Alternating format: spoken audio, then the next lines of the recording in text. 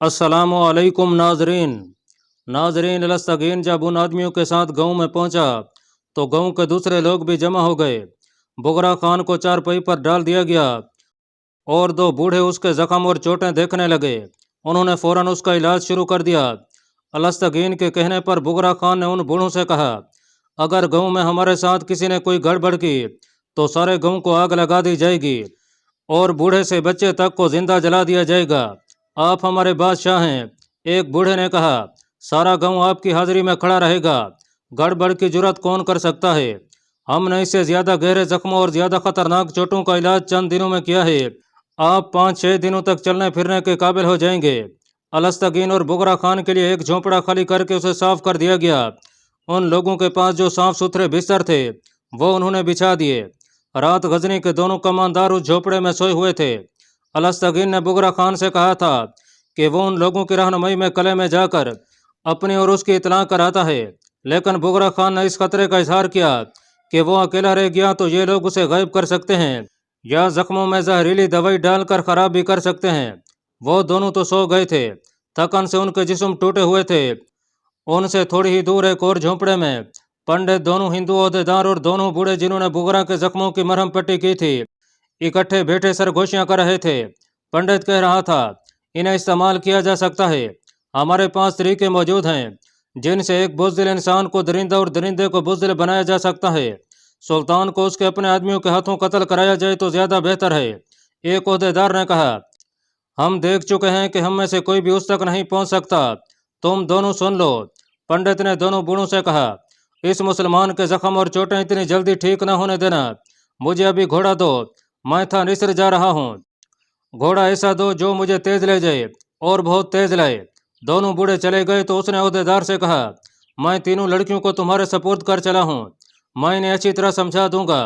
उन्होंने तीनों लड़कियों को वहीं बुला लिया और पंडित उन्हें बताने लगा कि उन्हें क्या करना है। इतने में घोड़ा तैयार हो गया। पंडित घोड़े पर सवार हुआ और रवाना हो गया। सुबह सवेरे अलस्तगीन की आंख खुली तो देखा कि बुगरा खान दर से आहिस्ता आहिस्ता करा रहा था। अलस्तगीन बूढ़े को बुलाने के लिए बाहर निकला तो दो जवान लड़कियां दरवाजे पर खड़ी थीं। अलस्तगीन को देखकर मुस्कराईं। अलस्तगीन उनके हुस्न और उनकी मुस्कुराहटों से जैसे मशहूर हो गया हो। एक लड़की ने उसे कुछ कहा तो वो खामोश खड़ा रहा, कुछ भी ना समझ सका। उसने मुस्कुराकर सर हिलाया। लड़कियां अंदर चली गईं जहां बुगरा खान पड़ा करा रहा था। बहुत तकलीफ है। एक लड़की ने उसके माथे पर हाथ रखकर पूछा। दूसरी ने उसका एक हाथ अपने हाथ में ले लिया। बुगरा खान की तो जैसे जबान बंद हो गई हो। उसे ये भी याद न रहा कि वो तकलीफ से करा रहा था। ये दोनों हमारी जबान नहीं समझते। एक लड़की ने दूसरी से कहा, मैं समझता हूँ।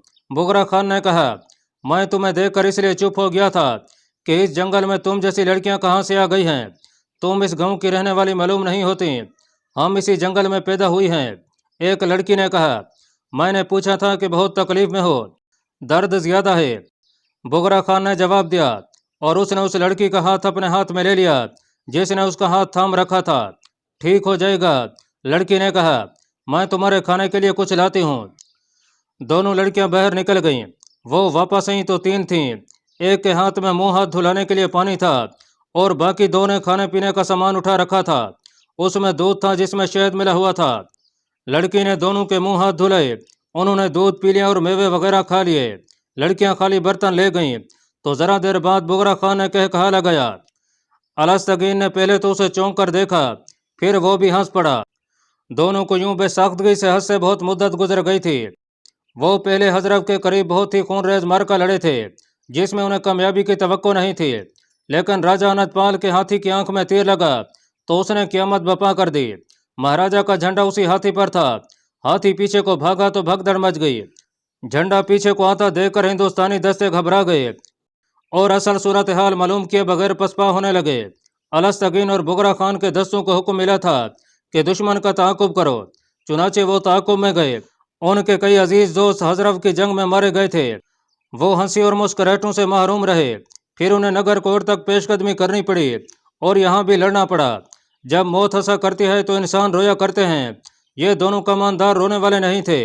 वो गजनी से नदियों, दरियाओं और चट्टानों और दुश्मन की सफ़ों को चीरते आए थे। अब जब इस झोंपड़े में बुगरा खान ने कह कहा लगाया और अलस्तगीन की हंसी निकल गई تو دونوں نے محسوس کیا کہ جنگ کے جہنم نے ان کے جذبات اور ہنسی کو چوس لیا ہے اور وہ ہنسنا کھیلنا چاہتے ہیں۔ بگرا خان نے کہا کہ اسے درد میں خاصا افاقہ ہوا ہے۔ الستگین جھونپڑے کے دروازے کی طرف دیکھ رہا تھا۔ بگرا خان کو معلوم تھا کہ وہ کس کی راہ دیکھ رہا ہے، مگر لڑکیوں کی بجائے دونوں بوڑھے اندر رہے۔ وہ تھے تو دیہاتی اور وہ جہل سے لگتے تھے، لیکن ان کے انداز میں ایسی خود اعتمادی تھی جیسے وہ اپنے فن کے ماہر ہوں۔ دونوں نے بگرا خان کی پٹیاں کھولیں، زخم دیکھے، چوٹیں دیکھیں، اور دونوں نے متفقہ رائے دی کہ 8 دن اور لگیں گے۔ ایک اور جھونپڑے میں دونوں ہندو عہدیدار بیٹھے تھے۔ انہوں نے تینوں لڑکیوں کو اپنے پاس بٹھا رکھا تھا۔ احتیاط سے ایک عہدیدار نے لڑکیوں سے کہا، 2 دن تک اس سے زیادہ مقدار نہ ملانا، ورنہ انہیں شک ہو جائے گا۔ دودھ خود چکھ لیا کرو، ذائقے میں ذرا سی بھی تبدیلی دیکھو تو اور دودھ ڈال دو اور اس میں شہد زیادہ ڈالو۔ یہ خیال بھی رکھنا کہ تم پر ہی نشہ طاری نہ ہو جائے۔ عہدیدار نے لڑکیوں سے کہا، دونوں خوبصورت جوان ہیں، ایسا کبھی نہیں ہوگا۔ ایک لڑکی نے کہا، یہ تو آپ نے ہمیں فرض ہی ایسا سونپ دیا ہے کہ ہم ان کے پاس چلی گئی تھیں، ورنہ ہم تینوں میں سے کوئی بھی ان مسلمانوں کے قریب نہ جائے، شاید تمہیں اس سے بھی زیادہ آزمائش میں ڈالا جائے۔ دوسرے عہدیدار نے کہا، اپنے دیس اور اپنے دھرم کی خاطر تمہیں قربانی دینی ہوگی۔ تمہارا فرض یہ ہے کہ انہیں پنڈت مہاراج کے آنے تک یہیں جال میں الجھائے رکھو۔ پنڈت جی ایک آدمی کو ساتھ لانے گئے ہیں جو ان کے دلوں اور دماغوں پر قبضہ کر لے گا، پھر ہم ان کے ذریعے ان کے سلطان کو قتل کرائیں گے۔ ناظرین، سلطان محمود غزنوی کے 2 کماندار ہندو کے بڑے ہی حسین جال میں آ گئے تھے۔ دوسرے تیسرے دن وہ اپنی فاتحانہ حیثیت، اپنے عہدے اور اپنے فرائض کو بھول چکے تھے۔ انہیں پتہ نہ چل سکا کہ انہیں دودھ میں شہد اور شراب پلائی جا رہی ہے۔ انہوں نے چونکہ کبھی شراب نہیں پی تھی، اس لیے دودھ میں ملی ہوئی تھوڑی سی شراب بھی انہیں اتنا سا مخمور کر دیتی تھی کہ وہ ہنسنے کھیلنے لگتے تھے۔ اتنی حسین لڑکیوں نے ان پر اپنا نشہ بھی طاری کر رکھا تھا۔ 2-3 دن اور گزرے تو ایک لڑکی نے بگرا خان کو اور دوسری نے الستگین کو کہنا شروع کر دیا کہ وہ انہیں اپنے ساتھ غزنی لے جائیں۔ دونوں کمانداروں نے یہ بھی پوچھنے یا دیکھنے کی ضرورت نہ سمجھی کہ اتنی خوبصورت لڑکیاں کون سے باپوں کی بیٹیاں ہیں۔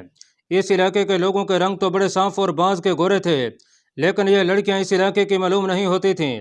دونوں بوڑھے بگرا خان کا علاج کر رہے تھے اور بگرا خان چلنے پھرنے کے قابل ہو گیا تھا، لیکن وہ اس گاؤں سے جانا نہیں چاہتا تھا۔ الستگین کا دل بھی اس جھونپڑے کی جنت کا قیدی ہو گیا تھا۔ دونوں دوست لڑکیوں سے کہنے لگے کہ وہ کبھی رات ان کے جھونپڑے میں گزاریں۔ لڑکیوں نے انہیں بتایا کہ ان کے ماں باپ انہیں جان سے مار دیں گے۔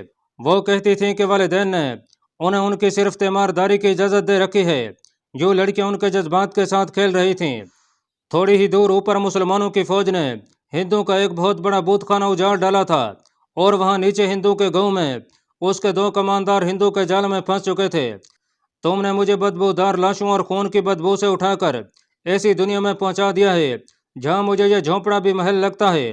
ایک روز بگرا خان نے اپنی لڑکی سے کہا، کہو تو میں تمہیں اس سے بھی زیادہ حسین دنیا میں پہنچا سکتی ہوں۔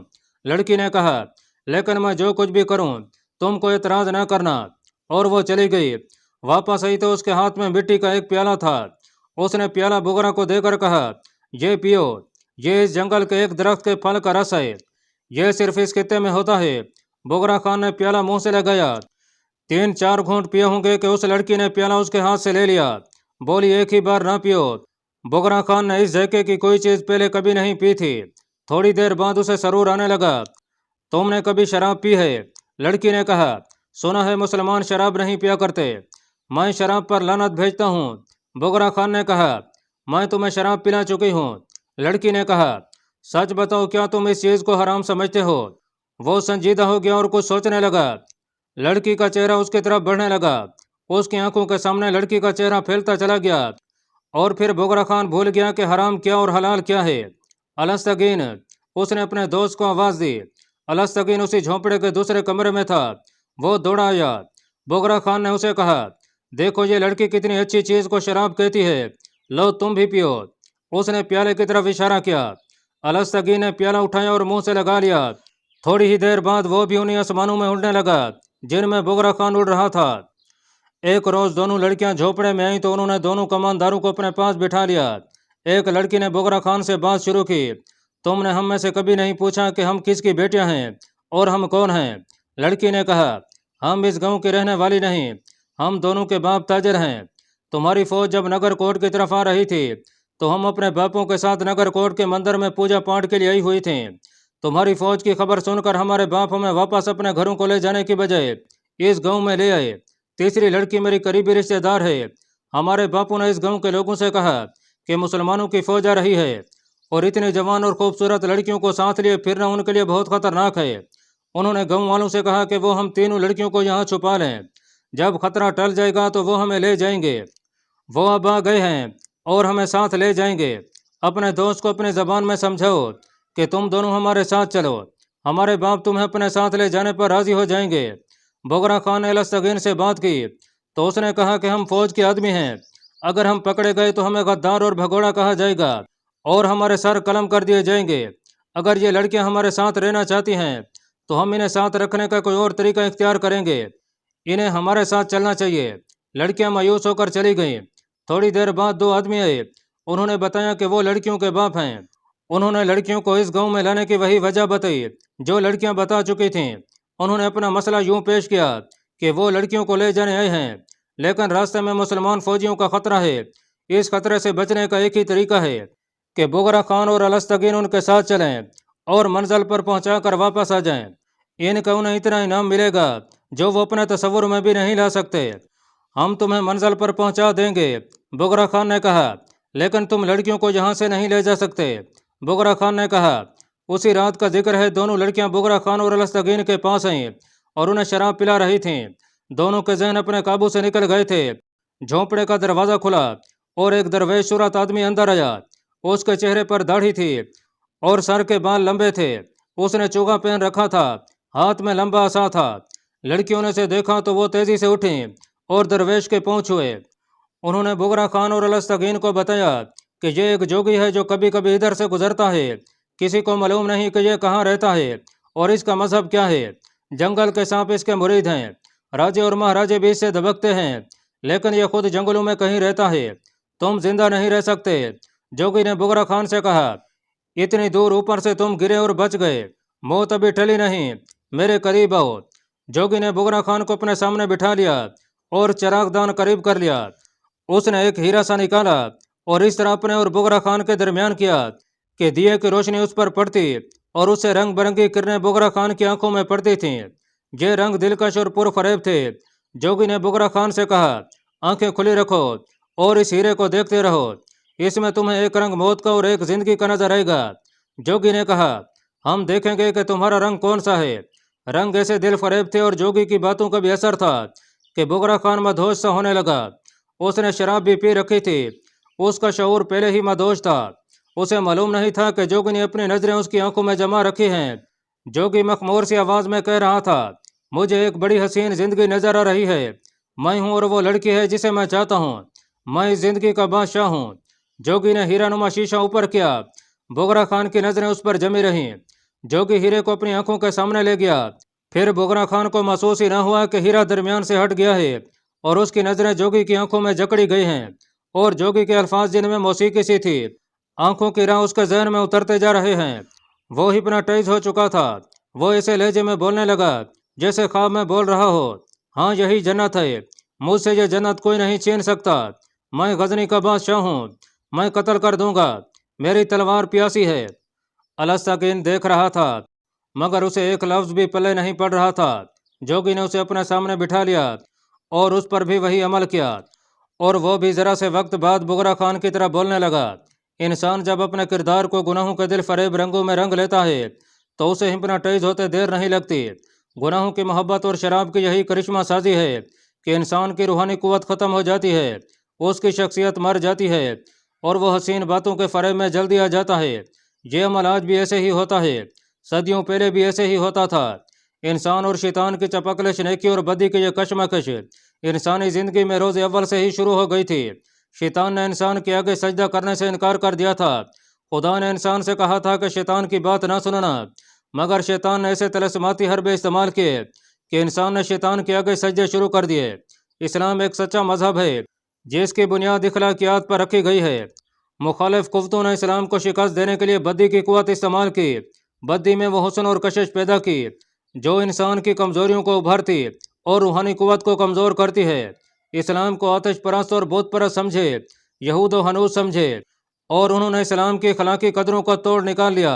یہودیوں نے اپنی بیٹیاں استعمال کی، صلیبیوں نے اپنی بیٹیاں استعمال کی، شراب اور زر و جواہرات کو ہتھیار کے طور پر استعمال کیا، نشہ و اشیاء کا سہارا لیا، اور اخلاقیات کے لمبردار اس جال میں آ کر ہتھیار ڈالتے چلے گئے۔ بغرا خان اور الستگین کے ذہنوں پر دو بڑی حسین لڑکیوں اور شراب کا پہلے ہی قبضہ ہو چکا تھا، روح پر نشہ طاری ہو چکا تھا، جسم پر قبضہ مشکل نہ تھا۔ یہ جوگی ان شعبدہ بازوں میں سے تھا جو تاریخ کے ہر دور میں ساری دنیا میں مشہور رہے ہیں۔ رسے کو بین بجا کر لاٹھی کی طرح کھڑا کر دینا ان کا کمال تھا۔ انسانوں کے ہجوم کو ہپناٹائز کرنے میں یہ لوگ ماہر تھے۔ ماں کے ہاتھوں اس کے دودھ پیتے بچے کو مروا دینا ان کے بائیں ہاتھ کا کام تھا۔ پنڈت اسی کو بلا لانے کے لیے کہیں چلا گیا تھا۔ وہ دو تھے۔ پہلے انہوں نے یہ حربہ استعمال کیا تھا کہ یہ لڑکیوں کے باپ ہیں۔ لڑکیوں نے دونوں کمانداروں کو اپنے ساتھ چلنے کو کہا، لیکن انہوں نے انکار کر دیا۔ اس کے بعد انہوں نے یہ طریقہ اختیار کیا کہ انہیں شعبدہ بازی سے اپنا غلام بنا لیا جائے۔ شراب اور لذت پرستی نے پہلے ہی زمین ہموار کر رکھی تھی۔ جوگی نے ان کے ذہنوں کو اپنے قبضے میں لے لیا۔ صبح طلوع ہوئی تو یہ قافلہ نگر کوٹ سے بہت دور نکل گیا تھا۔ بغرا خان اور الستگین گھوڑوں پر سوار تھے، ساتھ دو اونٹ تھے، ان کی پالکیوں میں لڑکیاں اور ایک میں پنڈت تھے۔ وہ دونوں آدمی بھی ساتھ تھے جنہیں پنڈت ساتھ لے گیا تھا، اور دونوں ہندو عہدیدار بھی ساتھ تھے۔ بغرا خان اور الستگین شہزادوں کی طرح گردنیں تانے ہوئے تھے۔ وہ ہنس رہے تھے، اور جن کے وہ قیدی تھے انہیں وہ اپنا غلام سمجھے ہوئے تھے۔ قافلہ چلتا رہا، رکتا رہا۔ بغرا خان اور الستگین کو کھانے اور دودھ میں کوئی نشہ ور دوائی دی جاتی رہی، اور وہ اپنے آپ سے، اپنے مذہب سے اور اپنے وطن سے بے خبر چلتے چلے گئے، اور یہ قافلہ تھانیسر پہنچ گیا۔ تھانیسر اس دور میں بہت بڑا مندر تھا، نگر کوٹ سے بھی بڑا تھا۔ مورخوں نے لکھا ہے کہ ہندوؤں کے لیے اس کی حیثیت وہی تھی جو مسلمانوں کے لیے مکہ معظمہ کی تھی۔ اس مندر کے تہ خانے بھی تھے، اس میں غلام گرچیاں اور اندرونی راستے بھول بھلیوں جیسے تھے۔ وہاں کے بڑے پنڈت کو معلوم تھا کہ غزنی کی فوج کے دو کمانداروں کو نشے کے زیر اثر لایا جا رہا ہے، اور ان کے ہاتھوں محمود غزنوی کو قتل کرایا جائے گا، کیونکہ محمود تک اس کی اپنی فوج کا ہی کوئی آدمی پہنچ سکتا ہے۔ ان دونوں کے لیے مندر کے تہ خانے میں دو کمرے تیار کیے گئے تھے۔ انہیں کسی محل کے کمرے میں بٹھا دیا گیا تھا۔ اندر ایسی خوشبو چھوڑ دی گئی تھی جو مدہوشی اور سرور طاری کر دیتی تھی۔ بستر نرم و گداز تھے، اور چھتوں کے ساتھ رنگین فانوس لٹک رہے تھے۔ یہ دونوں کماندار جب وہاں پہنچے تو ان کا استقبال کرنے والے ان کے آگے جھک گئے اور انہیں اپنے اپنے کمرے میں لے گئے۔ ان کی خدمت اور دیکھ بھال کے لیے عورتیں آ گئی تھیں۔ وہ جوان نہیں تھیں۔ بڑے پنڈت نے انہیں لانے والوں کو الگ کر کے یہ خبر سنائی کہ سلطان محمود غزنی چلا گیا ہے اور اپنی تھوڑی سی فوج نگر کوٹ میں چھوڑ گیا ہے۔ یہ پتہ نہیں چل سکا کہ وہ جلدی واپس آنے کے لیے گیا ہے یا کتنے عرصے بعد واپس آئے گا۔ اس صورت میں ان دونوں آدمیوں کو یہاں رکھنا بڑے پنڈت کی نگاہ میں بیکار تھا۔ وہ آئے گا، ہندو عہدیداروں نے کہا، وہ ضرور آئے گا۔ یہ آدمی ہمارے ہاتھ آ چکے ہیں، انہیں ہم تیار کر لیتے ہیں، یہ ہمارے کام آئیں گے۔ ہم انہیں مسلمانوں کی فوج کے سپہ سالار کے قتل کے لیے استعمال کر سکتے ہیں۔ ان کے متعلق فیصلہ کیا گیا کہ انہیں یہیں رکھا جائے اور سلطان محمود کے قتل کے لیے تیار کیا جائے۔ ناظرین، سلطان محمود غزنوی غزنی چلا گیا تھا۔ غزنی کے مغرب میں غور کا پہاڑی علاقہ تھا جس کا حکمران محمد بن سوری تھا۔ اس نے دیکھا کہ سلطان محمود ہندوستان میں برسر پیکار ہے، تو اس نے 10,000 نفری کی فوج ساتھ لی اور غزنی کے قریب خیمہ زن ہو گیا۔ اس نے خیمہ گاہ کے ارد گرد خندق کھود لی۔ اس دفاع کے علاوہ اس فوج کو قدرت نے بھی دفاع مہیا کر رکھا تھا۔ وہ اس طرح کہ محمد بن سوری نے ایسی جگہ کیمپ کیا تھا جس کے 3 اطراف پہاڑیاں تھیں، صرف ایک طرف تھوڑی سی جگہ خندق نہیں تھی اور اس طرف پہاڑی بھی نہیں تھی۔ اس طرح یہ کیمپ قلعے کی طرح ناقابل تسخیر ہو گیا تھا۔ اس سے سوریوں کی فوج یہ فائدہ اٹھاتی تھی کہ اس کے جیش باہر آ کر غزنی کی فوجی چوکیوں پر شب خون مارتے اور اپنے کیمپ میں واپس چلے جاتے تھے۔ 2 مرتبہ غزنی کی فوج کے ایک دستے نے ایک جیش کا تعاقب کیا اور دشمن کے کیمپ تک جا پہنچے۔ آگے خندق تھی، اندر جانے کا جو راستہ کھلا تھا وہاں سے تیر اندازوں نے تیروں کا مہ برسا دیا۔ کچھ دیر غزنیوں نے تیروں کا جواب تیروں سے دیا، لیکن خندق آگے نہیں جانے دیتی تھی۔ 2 بار ایسے ہی ہوا۔ غزنوی فوج پریشان ہو گئی، سوریوں کے شب خون بڑھنے لگے۔ وہ غزنوی فوج کی جنگی طاقت آہستہ آہستہ کمزور کر رہے تھے۔ موزوں وقت پر انہیں غزنی پر حملہ کرنا تھا۔ غزنی والوں نے سلطان محمود کو خبردار کر دینا مناسب سمجھا۔ یہ خطرہ بھی تھا کہ سلطان محمود کے دوسرے مسلمان دشمن سوریوں کی مدد کے لیے آ سکتے تھے۔ سلطان محمود کو یہ اطلاع اس وقت ملی جب وہ نگر کوٹ کا محاصرہ کیے ہوئے تھا۔ اس اطلاع پر وہ چکرا گیا تھا۔ اسی غصے میں اس نے نگر کوٹ پر یلغار کا حکم دے دیا۔ یہ یلغار اتنی دلیرانہ اور ہیبت ناک تھی کہ قلعے والوں نے مقابلہ ترک کر دیا اور ہتھیار ڈال دیے۔ मंदिर का सफाया करके बुतों को ऊपर से नीचे फेंक कर उसने फौज को यूं तकसीम किया कि एक हिस्सा अपने साथ गजनी ले जाने के लिए अलग किया और दूसरा नगर कोट में रहने दिया। उसका कूच बहुत तेज हुआ करता था। उस वक्त के वकाई निगार लिखते हैं कि गजनी को कूच के दौरान सुल्तान महमूद जितना गुस्से में था, इतना गुस्से में उसे कभी नहीं देखा गया था। उसने दुश्मन के अवाम को कभी परेशान नहीं किया था। उसकी लड़ाई फौजों के साथ होती थी। अपने हरीफों के लिए वो सरापा कहर था।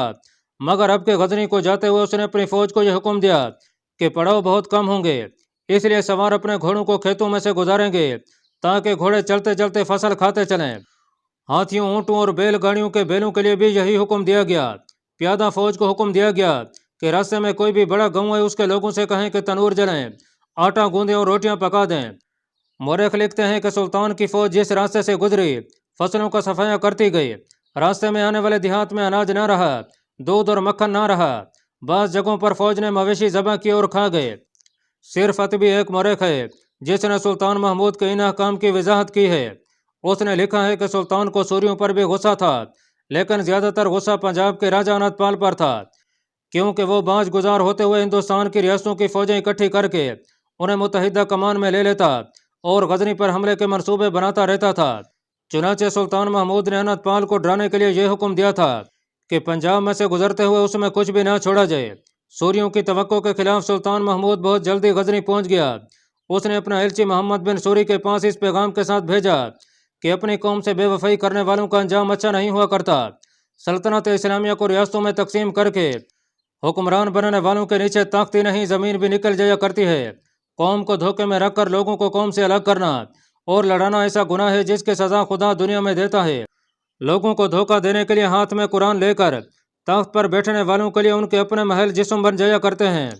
अगर अपनी दुनिया और अपनी अकबा संवारना चाहते हो तो मेरा साथ दो, मेरे साथ हिंदुस्तान चलो। वहाँ मोहम्मद बिन कासिम की ज़मीन बुत खाना बन गई है और वहाँ चलकर मस्जिदों को आबाद करते और इंसानों को सिराते मुस्तकीम दिखाते हैं। सुल्तान महमूद ने पैगाम में लिखा कि मैं तुम्हारे आगे दरख्वास्त पेश नहीं कर रहा। ईमान फरोशी तुम्हें जिस मकाम तक पहुँचाएगी मैं तुम्हें वो अंजाम दिखा रहा हूँ। हुक्मरानी का नशा तुम्हें उस बस्ती में फेंकेगा जहाँ तारीख रहती दुनिया तक तुम पर लानत भेजती रहेगी। मैं तुम्हें 2 दिनों की मोहलत देता हूँ। मेरे पास आना चाहो तो भाइयों की तरह आ जाओ, ये पसंद नहीं तो अपनी फौज वापस ले जाओ। एलची जब मोहम्मद बिन सूरी के पास पहुंचा तो उसने रऊना से पैगाम एलची के हाथ से झपटा और बोला, सुलह का पैगाम लाए हो। एलची खामोश खड़ा रहा।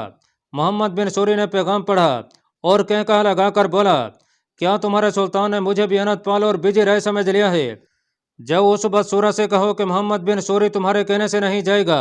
हिम्मत है तो खुद आओ, हम जाने के लिए नहीं आए। उसने गरज कर कहा, जाओ और उस गुलाम बिन गुलाम से कहो कि आ जाओ और गजनी की सल्तनत तिश्तरी पर रख कर लाना। सुल्तान महमूद गजनवी को इन लोगों से ऐसे ही जवाब की तवक्को थी। गौर के ये लोग जंगजू कम और लुटेरे ज्यादा थे। सुल्तान महमूद गजनवी के वालिद सबुकतगीन के दौर में भी वो जंगी पैमाने पर गजनी के इलाके में लूट मार करते रहते थे। अब सुल्तान महमूद उन्हें फैसला कुन शिकस्त देने का तहिया कर चुका था। ये पहली बार थी कि सूरी 10,000 फौज लेकर आया और गजनी की सरहद के अंदर खेमा जन हो गया था। सुल्तान महमूद ने अपने 2 जरनैलों अल्तन ताश और अरसलान जाजेब से कहा कि वो सूरी खानदान को हमेशा के लिए ख़त्म करने के लिए तैयार हो जाएं। सुल्तान महमूद ने भेस बदला और सूरियों का कम देखने चला गया। उसने दिल ही दिल में सूरियों के दिफाई इंतजामात की तारीफ की और सोचने लगा कि वो उनके इसी कैंप को उनका कब्रिस्तान किस तरह बना सकता है, लेकिन उसे यह काम आसान नजर नहीं आता था। हजरफ के मकाम पर सुल्तान ने अपने दस्तों को बिल्कुल इसी तरह के कैंप में रखा और इर्द गिर्द खंदक खुदवाई थी। दुश्मन की 3,000 नफरी ने कैंप पर हल्ला बोला था तो नुकसान दुश्मन का ही हुआ था। सूरियों को इसी किस्म का दिफा देखकर सुल्तान महमूद परेशान हो गया। वापस आकर उसने अपने सलारों को तफसील से बताया कि दुश्मन खंदक के पीछे है, जहाँ से उसे निकालना आसान नहीं होगा। रात भर सोच विचार होती रही और रात को ही सुल्तान महमूद ने फौज को पेशकदमी का हुक्म दे दिया। फौज को दुश्मन के कैंप से कुछ दूर तैयारी की हालत में रुकने को कहा। अली सुबह सुल्तान खुद भी रवाना हो गया और जाते ही उसने हमले का हुक्म दे दिया। सूरी 3 अंदाजों ने गजनी की फौज को करीब न आने दिया।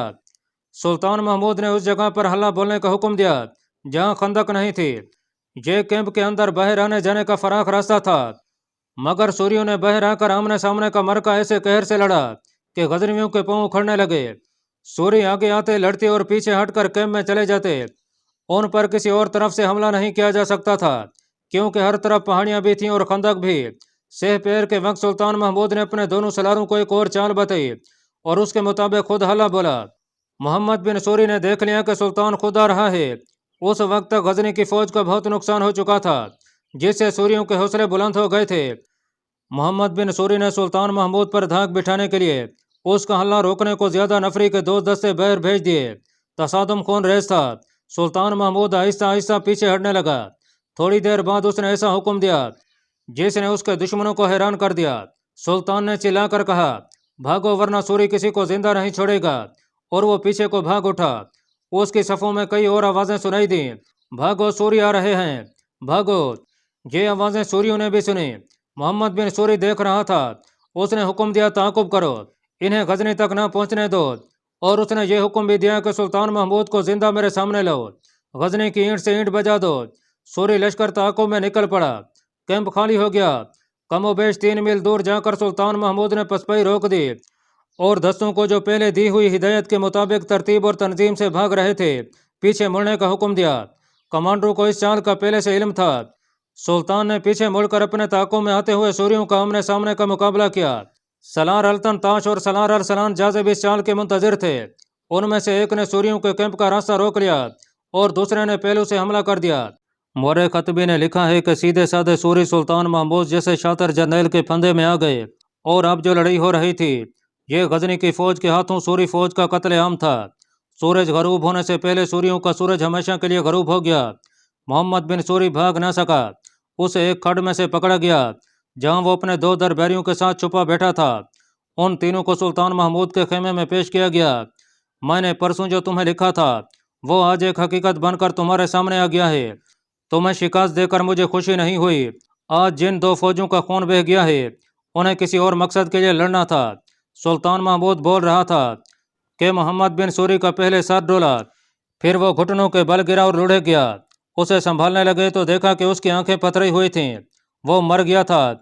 उसके साथ जो दरबारी थे, उन्होंने बताया कि मोहम्मद बिन सूरी ने जो अंगूठी पहन रखी है उसमें जहरीला हीरा था। उसने जब देखा कि फौज मारी गई है और उसके अपने निकल भागने की कोई सूरत नहीं रही, तो हमें साथ लेकर ये एक खड्ड में उतर गया। थोड़ी देर बाद इसने अंगूठी से हीरा निकाला और निगल लिया और फौरन बाद इसे पकड़ने वाले पहुंच गए। ये मार्का 1010 ईस्वी के मौसम गर्मा में लड़ गया। सुल्तान महमूद गजनवी को हिंदुस्तान से आए 6-7 महीने गुजर गए थे। उसे इतलाएं मिल चुकी थीं कि दिल्ली से 340 मील मगरब की तरफ थानेसर में बहुत बड़ा मंदिर है जिसमें बहुत से बुत हैं। उनमें एक बुत जग सोमा नाम का है, जिसके मुतालिक हिंदुओं का अकीदा है कि यह इंसान की पैदाइश के साथ ही वजूद में आया था और अव्वलीन इंसानों ने इसी की परस्तिश की थी। बाज मौरखों ने उसे चक्कर सवामी कहा है और यह भी कि यह वैष्णो देव का बुत था। उसे इस कदर मुकद्दस समझा जाता था कि दूर दूर से हिंदू उसकी पूजा करने के लिए आते थे और वही दर्जा हासिल करते जो मुसलमानों में हाजियों को हासिल होता है। सुल्तान महमूद एक तो अपने अकीदे के जेर असर थानीस के मंदिर को तबाह करना चाहता था, दूसरे इसलिए उसने फौरन कूच का हुक्म दे दिया था कि उसे मालूम था कि हिंदुस्तान के राजे महाराजे भी हजरफ की जंग और नगरकोट की लड़ाई से संभले नहीं होंगे। उसे अपने जासूसों ने बताया था कि हिंदुस्तानी रियासतों की फौजों पर गजनी की फौज की दहशत तारी है और उनके हौसले पस्त हैं। हौसले पस्त होने की एक वजह यह भी थी कि उनके खुदाओं के बुत तोड़ दिए गए थे और मुसलमान फौजी उनके सामने गाय ज़िबा करके खाते रहते थे। गाय हिंदुओं की गेहूं माता थी। जासूसों ने यह इतनी गजनी पहुंचा दी थी कि हिंदुस्तानी फौज कहीं नहीं पूरी हिंदू कौम का हौसला पस्त हो चुका है। हिंदुओं की यह हालत है कि घटाएं गरजती और चमकती हैं तो लोग मंदिरों को दौड़ पड़ते हैं या अपने घरों में रखे हुए बुतों और मूर्तियों के आगे हाथ जोड़कर बैठ जाते और रो रो कर उनसे रहम मांगते और गुनाहों से तौबा करते हैं। यह सूरत हाल सुल्तान महमूद के लिए मौजूद थी। उसने पिशावर पहुंचकर हिंदुस्तान को 2 कासे 2 रेखची दौड़ा दिया। एक भीरा और मुल्तान पैगाम लेकर गया और दूसरा नगरकोट गया। वहां के सलारों को यह पैगाम दिया गया था कि वो फौज का कुछ हिस्सा बिल्कुल तैयारी की हालत में रखें। पैगाम में उन्हें यह भी बता दिया गया था कि थानेसर पर हमला किया जा रहा है। एलची को पंजाब के राजा अनंतपाल के पास इस पैगाम के साथ भेजा गया कि सुल्तान महमूद की फौज पंजाब में से गुजरेगी। मुआहदे के मुताबिक राजा अनंतपाल का यह फर्ज है कि वो ऐसा इंतजाम करे कि गजनी की फौज बहिफाजत गुजर जाए और उसके रास्ते में कोई रुकावट ना हो, ना कोई मुज़ाहमत हो, और यह भी कि अनंतपाल अब दूसरी रियासतों की फौज को इकट्ठा करके मुत्तहिदा फौज न बने। अगर उसने ऐसा किया तो यह समझा जाएगा कि राजा ने मुआहदा तोड़ दिया है اور پھر سلطان کو حق پہنچتا ہے کہ وہ لاہور پر اور پھر پنجاب کے دوسرے دارالحکومت بٹھنڈا پر حملہ کر کے دونوں شہروں کی اینٹ سے اینٹ بجا دے۔ راجہ انت پال نے اپنے ایک بھائی کے زیر کمان 2000 سوار سلطان محمود غزنوی کے استقبال کے لیے بھیجے اور ساتھ یہ پیغام بھیجا، یہ میرا بھائی ہے اور میرا سفیر بھی، اسے میں آپ کی خدمت میں اس درخواست کے ساتھ بھیج رہا ہوں کہ تھانیسر ہماری سب سے بڑی اور سب سے زیادہ مقدس عبادت گاہ ہے۔ اگر یہ فرض آپ پر آپ کے مذہب کی طرف سے عائد ہوتا ہے کہ دوسروں کے مذہب کو ختم کریں تو آپ نگر کوٹ کی تباہی سے اپنا یہ فرض پورا کر چکے ہیں۔ میں درخواست کرتا ہوں کہ آپ تھانیسر کے متعلق اپنے ارادے بدل دیں۔ میں اس کے عوض سالانہ خراج دیا کروں گا۔ یہاں تک آنے میں آپ کی فوج پر جو خرچ ہوا ہے اور واپس جانے کا جو خرچ ہوگا وہ میں ادا کروں گا۔ اس کے علاوہ میں آپ کو 50 ہاتھی اور کچھ بیش قیمت ہیرے جواہرات بھی پیش کروں گا۔ قاسم فرشتہ نے لکھا ہے کہ سلطان محمود نے اس پیغام کا یہ جواب دیا، میرے لیے خدا اور رسول صلی اللہ علیہ وسلم کا حکم ہے کہ جہاں کہیں بت پرستی ہو وہاں جاؤں اور بتوں کو تباہ کروں۔ میرے رسول صلی اللہ علیہ وسلم کا نظریہ یہ ہے کہ خدا اس کا اجر اگلے جہان میں دے گا۔ میں آپ سے بت نہ توڑنے کا انعام قبول نہیں کر سکتا۔ میرے پاس کوئی جواز نہیں کہ تھانیسر کا بت خانہ نہ توڑوں۔ کسی مورخ نے یہ نہیں بتایا کہ راجہ انت پال کو کس طرح پتہ چلا تھا کہ سلطان محمود تھانیسر جا رہا ہے۔ البتہ ان واقعات پر سب متفق ہیں کہ راجہ انت پال کے جواب میں سلطان نے اس کی پیشکش اور درخواست قبول نہ کی، اور راجہ انت پال نے دلی، اجمیر، قلندر اور کنوج کے مہاراجوں کی طرف قاصد بھیج دیے کہ غزنی کا سلطان محمود ہماری طرف سے کسی اشتعال کے بغیر ہندوستان میں داخل ہو گیا ہے اور اس کا ارادہ تھانیسر کے وشنو مندر کو تباہ کرنے کا ہے۔ تھانیسر میں سلطان محمود غزنوی کے قتل کا انتظام ہو چکا تھا۔ ناظرین، 1011 عیسوی کا سال تھا۔ سلطان کو نگر کوٹ سے گئے ابھی 1 سال نہیں گزرا تھا۔ اس کے 2 کماندار بغرا خان اور الستگین جو لاپتہ ہو گئے تھے، ان کے گھروں کو یہ اطلاع دے دی گئی تھی کہ ان کے مارے جانے کی کوئی شہادت نہیں ملی، اس لیے یہ یقین ہے کہ وہ ہندوستانی فوج کے قیدی ہیں۔ وہ قیدی نہیں، شہزادے تھے۔ اس عرصے میں ان کی تو جیسے روحیں بھی بدلی جا چکی تھیں۔ انہیں جب کوئی نشاور چیز کھلا کر اور ہپناٹائز کر کے تھانیسر لایا گیا تھا تو دونوں کو الگ الگ کمرے دیے گئے تھے اور ان کی خدمت کے لیے عورتیں مقرر کی گئی تھیں۔ وہ آئے ان 2 جوان اور بے حد خوبصورت لڑکیوں کے ساتھ تھے جو انہیں نگر کوٹ کے ایک گاؤں میں ملی تھیں۔ تھانیسر میں وہ ان سے جدا کر دی گئی تھیں۔ معلوم ہوتا ہے کہ ان کے ملک میں جادوگری نہیں ہے، پنڈت نے اپنے شعبدہ بازوں سے کہا، ورنہ یہ دونوں اتنے حیران نہ ہوتے۔ میں اب قائل ہوتا جا رہا ہوں کہ انہیں ہم استعمال کر سکیں گے۔ اگر ان کے ہاتھوں سلطان محمود کو قتل نہ کرایا جا سکا تو نگر کوٹ کے سالار اور دوسرے اہم آدمیوں کو قتل کرایا جا سکتا ہے۔ جب ان کے متعلق یقین ہو گیا کہ اب اصلیت اور حقیقت کی طرف ان کی واپسی کا خطرہ ختم ہو گیا ہے تو مندر کے شعبدہ بازوں نے ان کے دماغوں میں سلطان محمود کے خلاف زہر بھرنا شروع کر دیا۔ وہ یہاں سے خوبصورت لڑکیاں اور زر و جواہرات لوٹنے آیا کرتا ہے۔ ان کے ذہن میں ڈالا جانے لگا، کیا تم ان بتوں کی توہین کرو گے جو تم نے دیکھے ہیں، جن دیویوں نے تمہاری کیا پلٹ دی ہے؟ کیا تم انہیں توڑ پھوڑ سکو گے؟ اب تمہارے لیے یہ خطرہ پیدا ہو گیا ہے کہ سلطان محمود اگر یہاں آ گیا اور اس نے ان بتوں کو توڑا تو اس کے ساتھ ہی تم دونوں کے جسم اپنے آپ ہی کٹنے لگیں گے۔ بتوں کا ایک بازو ٹوٹے گا تو تمہارے جسموں سے ایک ایک بازو الگ ہو جائے گا۔ دیویاں مرا نہیں کرتی، تم بھی نہیں مرو گے، مگر تمہارے جسم کوڑی اور اپائج ہو جائیں گے اور تم ویرانوں میں پڑے تڑپتے رہو گے۔ کیا سلطان محمود یہاں بھی آئے گا؟ بغرا خان نے پوچھا۔ شاید آ جائے، آنے دو۔ بغرا خان نے کہا، وہ زندہ واپس نہیں جائے گا۔ 4-5 مہینوں بعد ان میں یہ تبدیلی آئی، جیسے وہ کسی سحر یا شعبدے یا کسی نشے کے زیر اثر نہیں، بلکہ ان کی باتیں اور ان کی حرکتیں شعوری معلوم ہوتی تھیں۔ اب وہ یوں نہیں چلتے تھے جیسے خواب میں چل رہے ہوں، اور وہ یوں نہیں بولتے تھے جیسے نیند میں بول رہے ہوں۔ وہ اب مندر سے باہر بھی جاتے تھے اور نارمل انسانوں کی طرح گھومتے پھرتے تھے۔ ایک روز دونوں ایک باغ میں سیر کو گئے، انہیں آواز سنائی دی، الستگین۔ انہوں نے چونک کر دیکھا، ایک جوگی جو ہندو لگتا تھا ان کی طرف آ رہا تھا۔ اس کے ماتھے پر رنگ سے اوم لکھا ہوا تھا، اس کے سر پر ہندوؤں کی چٹیا تھی۔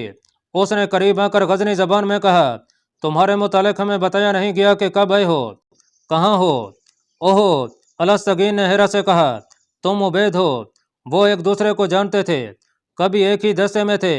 عبید کو جاسوسی کے لیے منتخب کر لیا گیا تھا۔ وہ ماہر اور ذہین چھاپہ مار تھا۔ وہ بغرا خان کو نہیں جانتا تھا۔ الستگین نے اس کو بتایا کہ بغرا خان کون ہے، مگر یہ نہ بتایا کہ وہ کس طرح یہاں آئے ہیں۔ عبید یہی سمجھتا رہا کہ یہ دونوں جاسوسی کے لیے آئے ہیں۔ سلطان بہت قریب آ گیا ہے۔ عبید نے کہا، تم نے کوئی خبر بھیجی ہے؟ تم نے کیا خبر بھیجی ہے؟ الستگین نے پوچھا۔ زیادہ خطرہ تو یہ ہے کہ پہلے کی طرح دوسرے مہاراجوں کی فوجیں بھی تانیسر کو بچانے کے لیے جمع ہو جائیں گی۔ عبید نے انہیں بتایا، مگر ابھی تک یہاں وہی فوج ہے جو پہلے سے یہاں موجود ہے۔ الستگی نے اسے بتایا کہ اس نے بغرا خان کے ساتھ مندر کے اندر تک رسائی حاصل کر لی ہے اور وہ ہندو بن کر پنڈتوں وغیرہ کو زیر اثر کیے ہوئے ہیں۔ انہوں نے عبید کو اندھیرے میں رکھا اور اسے پھر ملنے کے لیے کہہ کر مندر میں آ گئے۔ عبید جب واپس جا رہا تھا تو اسے ایک آدمی نے روک کر پوچھا کہ وہ کون ہے۔ عبید نے اپنا کوئی ہندوانہ نام بتایا۔ یہ آدمی الستگین اور بغرا خان کے ساتھ سائے کی طرح لگا رہتا تھا۔ وہ جہاں بھی جاتے یہ انہیں پتہ چلے بغیر ان سے کچھ دور رہ کر ان پر نظر رکھتا تھا۔ عبید پر اسے شک ہوا کہ وہ ہندو نہیں۔ عبید نے اسے کہا کہ وہ لاہور سے آیا ہے اور اس کے ساتھ کچھ اور جوگی بھی ہیں اور انہوں نے جنگل میں ڈیرا ڈال رکھا ہے۔ اس آدمی نے کہا کہ وہ ان کا ڈیرا دیکھنا چاہتا ہے۔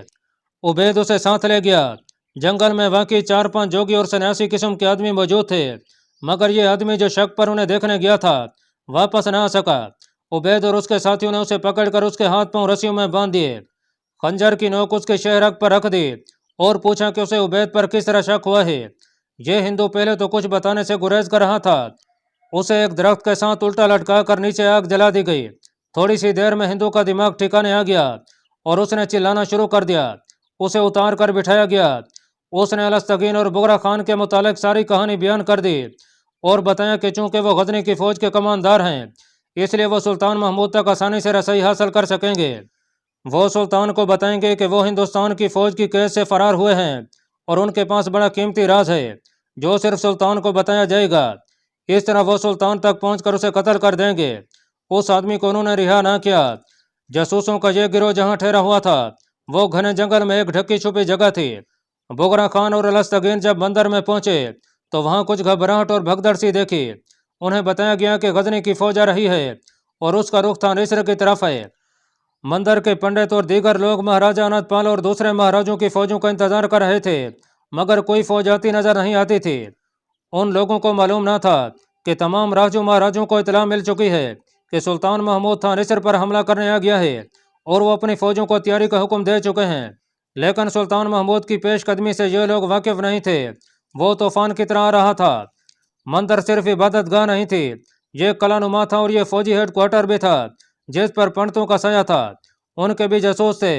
انہوں نے اطلاع دی کہ سلطان محمود اگر اسی رفتار سے بڑھتا آیا تو وہ ایک دن اور ایک رات میں پہنچ جائے گا۔ بغرا خان اور الستگین نے مندر میں یہ خبر سنی کہ انہیں سلطان محمود کا ایک جاسوس ملا ہے اور اس کے ساتھ چند اور آدمی ہیں۔ انہوں نے یہ بھی بتایا کہ کل صبح ان کی اس سے پھر ملاقات ہوگی۔ مندر میں جو فوجی تھے انہوں نے ان دونوں سے کہا کہ وہ اس جاسوس سے ملیں اور اپنے آپ کو جاسوس ظاہر کر کے ان کا ٹھکانہ دیکھیں تاکہ انہیں پکڑ کر ختم کیا جا سکے۔ اس کے علاوہ ان دونوں کمانداروں سے کہا گیا کہ وہ کل جاسوسوں کا ٹھکانہ معلوم کر کے ادھر چلے جائیں جدھر سے سلطان محمود کی فوج آ رہی ہے، یہ کہہ کر اس تک پہنچیں کہ وہ قید سے فرار ہو کر آئے ہیں اور سلطان سے تنہائی میں ملنا ضروری سمجھتے ہیں۔ ناظرین، اب تقریباً 1 سال کے عرصے میں بغرا خان اور الستگین بالکل ہی بدل گئے تھے اور یہ تبدیلی ہندو کے عزائم کے مطابق تھی۔ دونوں سیدھے ہوئے جانور بن چکے تھے۔ ان کے ذہن اور ان کی روحیں ان کی اپنی نہیں رہی تھیں۔ عورت کے حسن، شراب اور حیوانی خیالات نے انہیں انسانیت کے درجے سے بھی گرا دیا تھا۔ انہیں گاؤں والی دونوں لڑکیوں کے دونوں بت کئی بار دکھائے گئے تھے اور وہ ان کے پجاری بن گئے تھے۔ وہ کسی بھی وقت محسوس نہ کر سکے کہ یہ لڑکیاں زندہ ہیں اور انہیں دکھانے کے لیے چبوتروں پر بتوں کی طرح کھڑی کی جاتی ہیں۔ لوبان اور اگربتیاں ان کے قدموں میں اس طرح جلائی جاتی ہیں کہ ان کے دھوئیں میں پتہ نہیں چلتا کہ لڑکیاں سانس لے رہی ہیں۔ اب انہیں بتایا گیا کہ سلطان محمود ان بتوں کو توڑنے آ گیا ہے تو دونوں آگ بگولا ہو گئے۔ تانیسر کی فوج میں ہلچل مچ گئی۔ مندر کے دفاعی مورچے مضبوط ہونے لگے۔ مندر کے اندر اور باہر فوج بھاگتی دوڑتی نظر آئی۔ شہر کے لوگوں پر خوف و ہراس طاری تھا اور شہر کے لوگ تلواریں اور برچے اٹھائے مندر کے دروازے پر جمع ہو رہے تھے اور فوجی انہیں بتا رہے تھے کہ انہیں کیا کرنا ہے۔ انہیں لڑائی کے لیے ادھر ادھر تقسیم کیا جا رہا تھا۔ اس ہنگامے میں الستگین اور بغرا خان اس باغ میں چلے گئے جہاں عبید ان کا منتظر تھا۔ ان دونوں نے عبید کو 2 جھوٹ موٹ کی اہم خبریں سنائیں اور اسے کہا کہ اپنے ٹھکانے پر لے چلے۔ عبید ان کے کہنے کے بغیر بھی انہیں اپنے ساتھ لے جانے آیا تھا۔ اسے ان دونوں کی اصلیت کا پتہ چل چکا تھا۔ وہ انہیں جنگل میں ساتھ لے گیا۔ وہ جو ہی اپنے چھپنے کی جگہ پہنچے 3-4 آدمیوں نے انہیں جکڑ لیا اور رسیوں سے باندھ دیا۔ خطرہ یہ تھا کہ ان دونوں کے ساتھ کوئی اور آدمی ہوگا جیسے کل تھا۔ یہ آدمی ان کے ٹھکانے کی نشاندہی کر سکتا تھا۔ چنانچہ انہوں نے وہاں سے غائب ہو جانے میں عافیہ سمجھی۔ کالے والے ہندو کو انہوں نے قتل کر دیا اور دونوں کمانداروں کے ہاتھ بندھے رہنے دیے، پاؤں کھول دیے اور انہیں ساتھ لے کر جنگل میں چلے گئے۔ انہیں بہت دور نہ جانا پڑا، چند میل گئے ہوں گے کہ انہیں اپنی فوج کا ہر اول دستہ مل گیا۔ عبید نے اس کے کمانڈر کو صورتحال سے آگاہ کیا۔ کمانڈر نے انہیں کہا کہ وہ آگے جانے کی بجائے یہیں ٹھہریں، سلطان تھوڑی دیر میں پہنچ جائے گا۔ اللہ پاک کمی بیشی معاف فرمائے۔ اللہ آپ کا حامی و ناصر ہو، آمین۔